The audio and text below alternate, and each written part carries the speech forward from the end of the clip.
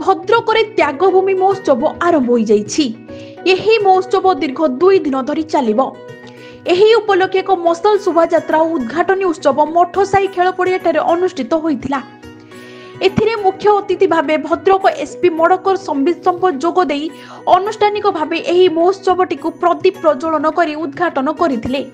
ପରେ ସେଠାରେ ଏକ ଉଦ୍ଘାଟନ ଉତ୍ସବ ତ୍ୟାଗଭୂମି ସଭାପତି ଅଜୟ ନାୟକଙ୍କ ସଭାପତିତ୍ୱରେ ଅନୁଷ୍ଠିତ ହୋଇଥିଲା। देखो आज्ञा भद्रकर प्रतिवर्ष परी ए वर्ष त्यागभूमि महोत्सव 2024 आज आरंभ होइए।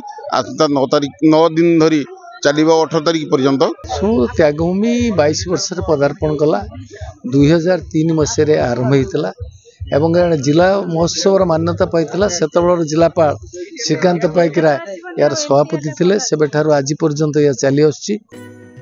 एथिरे बहु विशिष्ट साहित्यक कवि माने जोग देई त्यागभूमि महोत्सव किपरि भद्रकर एहित्य संस्कृति परंपरा को जीवित करी रखिबा पई प्रयास जारी रखिछन्ति से विषय रे कहिथिले। भद्रकरो कमल लोचन पंडा को रिपोर्ट टुमानी टीवी।